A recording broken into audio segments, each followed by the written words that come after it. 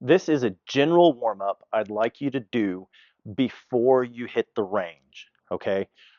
If we can increase the temperature of your tissues by 1 degree Fahrenheit, it will make them more pliable, which will help with longevity, which will help with your game, which will help with no low back pain afterwards.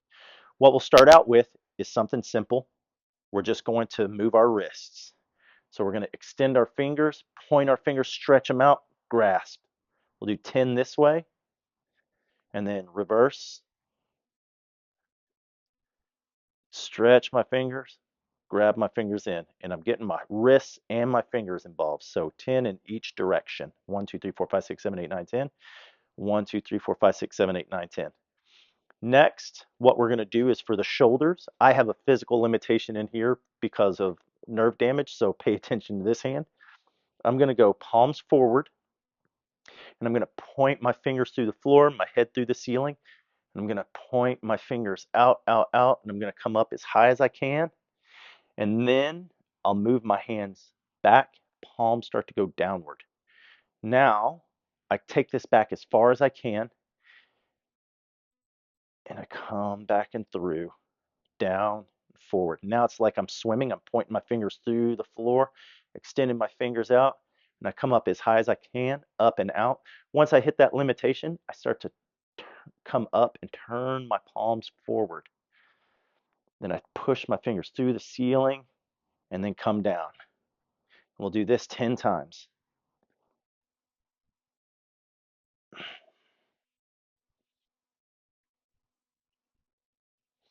1, 2, 3, 4, 5, 6, 7, 8, 9, 10.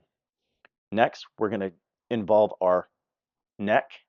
What we're going to do is push our seat head through the sky.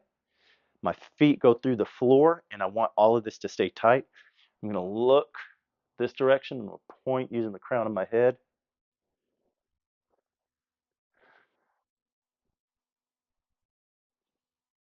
Down and back is 1. Notice I turn my head, point the crown.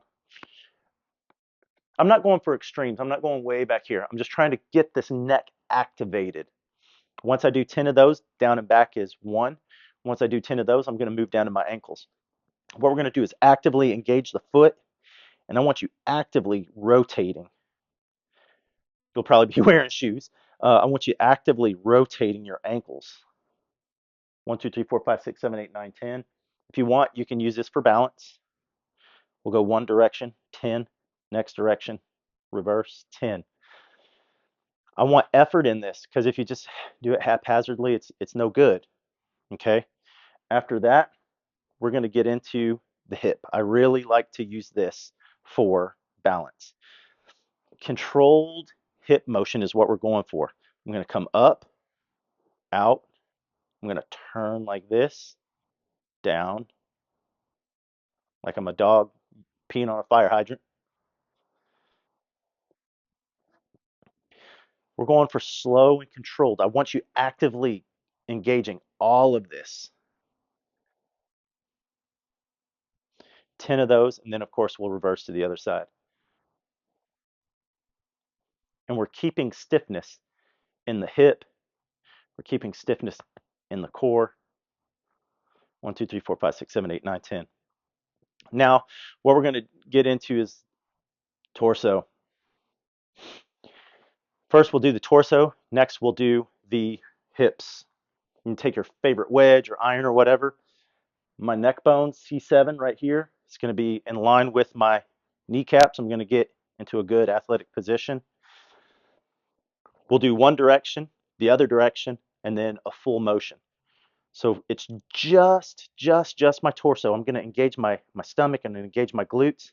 I'm just going to go 1, 2, 3, 4, 5, 6, 7, 8, 9, 10. 1, 2, 3, 4, 5, 6, 7, 8, 9, 10.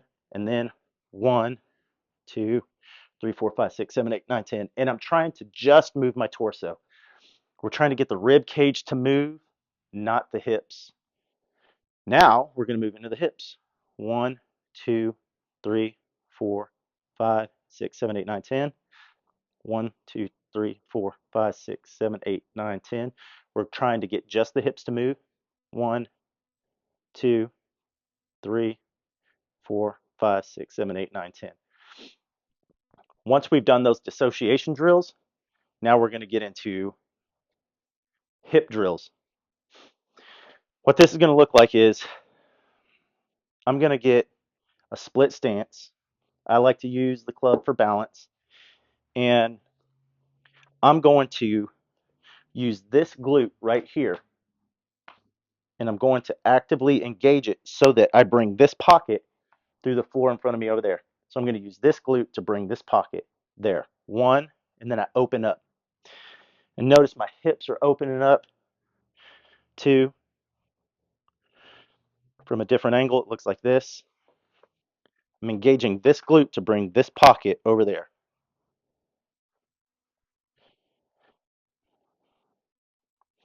Now, if you're not quite getting the stretch you'd like, you can upgrade that, and it looks like this to upgrade it. We'll get here, use this for balance, go as wide as you need to, and I'm going to actively engage. And then I open way up as far as I can. All of these we're going to do 10 times. And you see how that can help with hip motion. And the last one is we're just going to do a pelvic tilt. So my spine stays in line, and I'm just going to I'm going to engage my glutes and tuck my pelvis. 1, 2, engage my glutes, tuck my pelvis, and then engage my lower back muscles and put my pelvis posteriorly or back out. 1, 2, 3, 4, 5, 6, 7, 8, 9, 10. What we're doing here is we're putting our joints into a position so they can handle force. You know, you'll get out there to the driving range and you feel pretty stiff.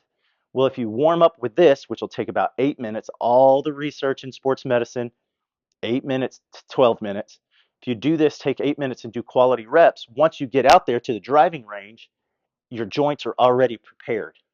There's a lot of science behind it, but please just believe me, this will help.